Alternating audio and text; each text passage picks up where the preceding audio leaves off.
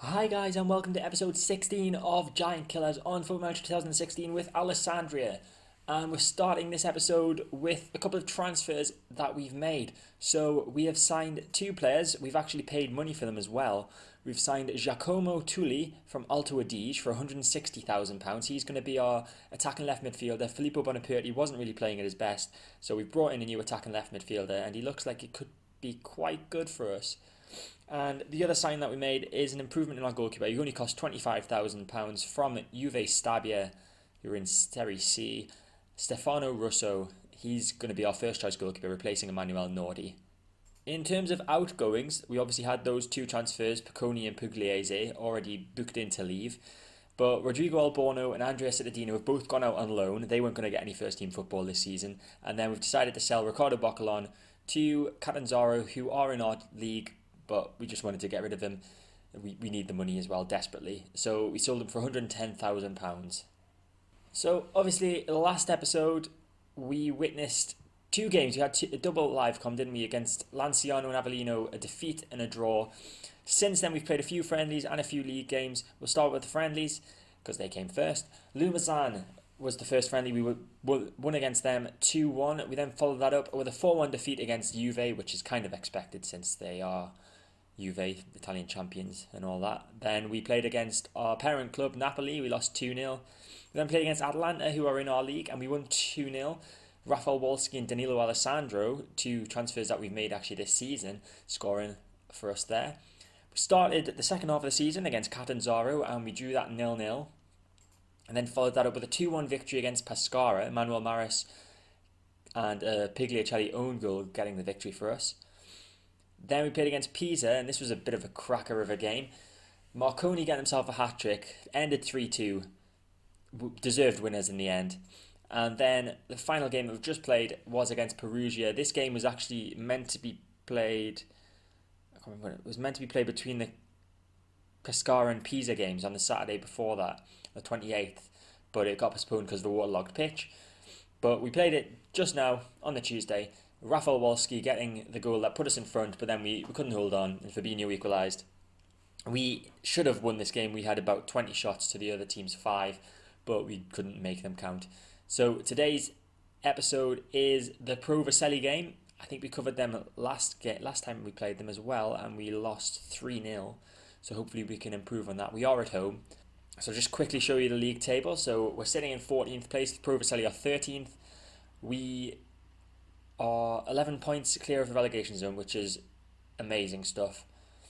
Mid-table would suit me down to the ground. We're only expected to avoid relegation, I think. I think it was avoid relegation rather than... Yeah, we're expected to avoid relegation. We're doing that comfortably at the moment. Touch wood, we can continue to do so. So we'll just have a quick look at the squad CU's top goal scorer and all that so far. So Michel Marconi obviously running away with the top goal scorer. He's got 14 goals in 27 games. The closest to him are Nico and Maris, who've both got 5. Top of the assists chart is Christian Sosa again with 8. Not as many as last season, I feel, but obviously we've still got half the season left to go, so he's still got time to make that up, and he's had a few games out with injury and suspensions. Most player of the matches, joint award goes to Sosa, Marconi and Vido so far with 3 each. Best passing percentage is Luka Cekin. Most yellow cards goes to centre-back Alex Siri, which is kind of understandable. It's quite a lot, but, you know, and then red cards, only 2 players with red cards, Siri and Leviso. And then the highest average rating is Luka Vido, who has been dropped to the bench for the second highest rated player, Rafael Wolski. So today's lineup looks like this. We've got Russo, the new goalkeeper, Stefano Russo in goal. Sosa, Siri, Mason, Sabato are in defence. Leviso and Nico, as always, in centre midfield. Maris, Wolski and Tulli in attacking midfield. And then Marconi is the lone striker up top. So we're the favourites today. We are at home, 5-4 favourites. Pro Vercelli are 7-4. And like I said, we're very close in the league. 14th versus 13th. So it should be a good game. So team talk's all done. All players apart from 3 are green. Let's get in to the kickoff. It's Pro Vercelli to kick off. Marchi to Di Roberto. Plays it through to Germano, surely not going to score straight away. Good tackle from Leviso. It's Leviso. He plays it to Nico, his centre midfield partner. Now it's Wolski. Through to Tully. Giacomo Tully off the bar. And it's cleared. That was an amazing chance for Tully. I think that would have been his first goal of the season, maybe? Corner with Germano. Nico's given away a penalty. It's a penalty to Provaselli. Gianluca Nico, what a silly boy. We were in charge of this game the opening 10 minutes. Russo with amazing save. I was not expecting that. Stefano Russo, what a save. It's Russo with a goal kick, looking towards Maris. Headed away by the defender. Nico wins the ball back though. Now it's Siri to Leviso, who plays it back to the goalkeeper, Russo. Edging forward with the ball, looking for someone to pass to. It looks towards Tully, headed away, but Sabato's got it now. It's Wolski to Nico. Marconi out wide to Maris. Can he get the ball whipped in? He can. Marconi! There we go, 1-0. Michel Marconi, 15th goal of the season. It's Rossi with a free kick towards Di Roberto. Sabato wins the header. Wolski to Tully. Now it's Marconi. Still Marconi, looking for the ball through to Nico. Shoots Maris, saved again by Rossi. A double save there from the Provaselli keeper, and it's cleared by Legati. Sosa's got it now, gives it to Nico. And that's the end of that highlight. There's a great double save from their goalkeeper there. Our two second and third top goal scorers, Nico and Maris, with the attempts on goal. They couldn't make them count. So it's half time here, and we are winning 1-0 despite giving a penalty away in the opening 10 minutes. Thanks to Stefano Russo coming to our aid. So I've told him that things are going well, but I know that they're capable of even better. A good performance so far from Marconi and Sosa. And Stefano Russo, of course. I think that's the first time I've seen a goalkeeper with a 7.1 rating, actually. It's because he saved the penalty.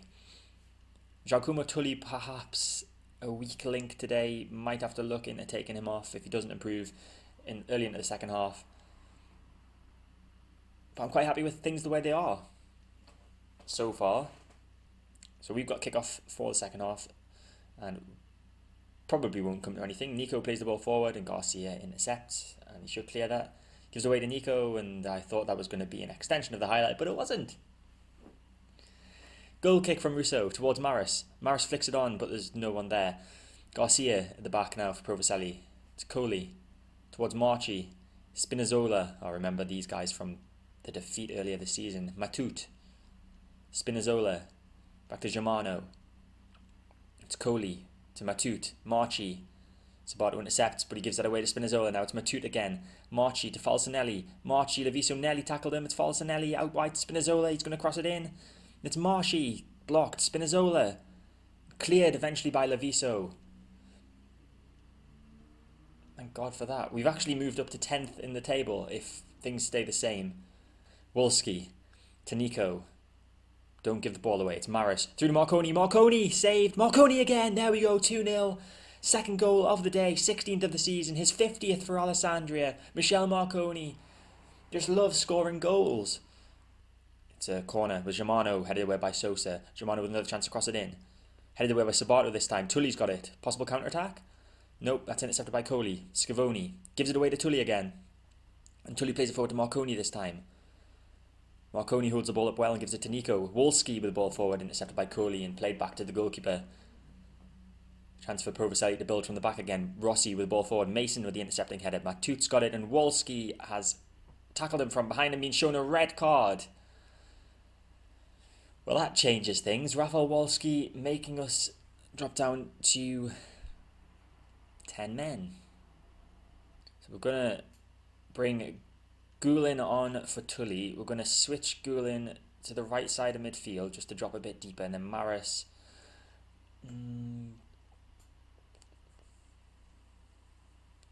Yeah, we're going to change it to a 4-4-1. Hopefully that formational change will help us and not hinder.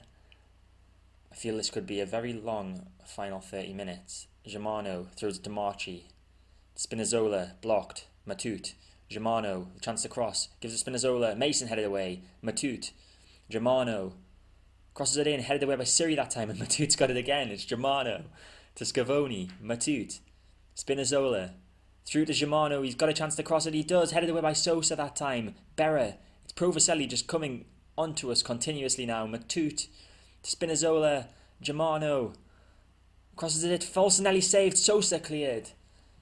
We're going to bring Vakaj on for Leviso because Leviso is looking complacent and we can't deal with complacency at this moment in time with 10 men. Heading into the final 10 minutes of just giving a team talk to tell the team to concentrate.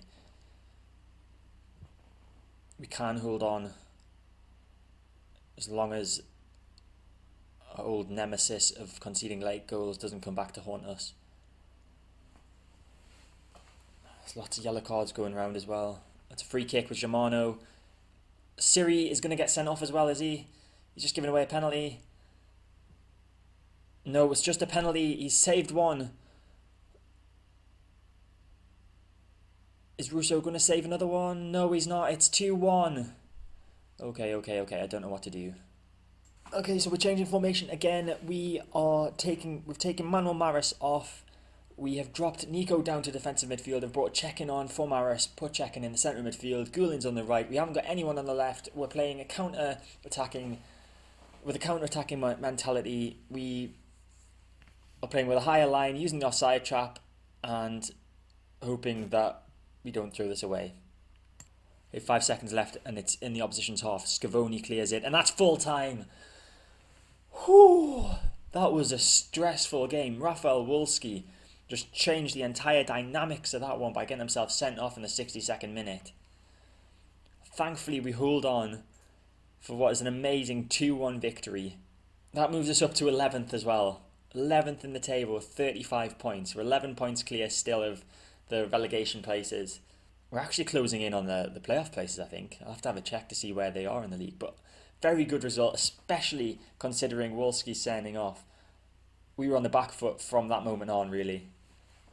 Did very well to get the victory today.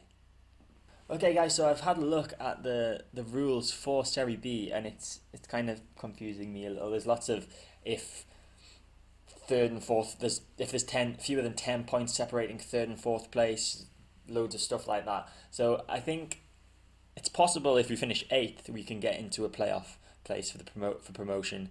Top 2, depending on how many points separate different teams in different positions, will get promoted. But we'll just wait until we get to that point, really, because we could, of course, just lose the rest of our games and then we'd be in relegation fight rather than the promotion fight. So mid-table, I'm happy with that. 11th, halfway through the season. Great stuff. So we're going to come back we've done a game against Latina this season, haven't we? I feel we should do a different team. So we're going to come back a bit sooner than normal. We're going to come back for the Brescia game or the Bari? Or if we hold off. Yeah, we're going to come back for the Cesena game, actually. They're second in the table. So we've got 6 games to play offline, and then we'll be back for the Cesena game. And hopefully we'll be near to them in the top of the table, but that is just dreaming ahead. So thank you for watching. I hope you enjoyed the episode. If you did, make sure to hit the like button, subscribe to our channel to get all my content when it comes out. Feel free to leave a comment below. Let me know how you think the season's going to end for me. But thanks again for watching, and I'll see you next time.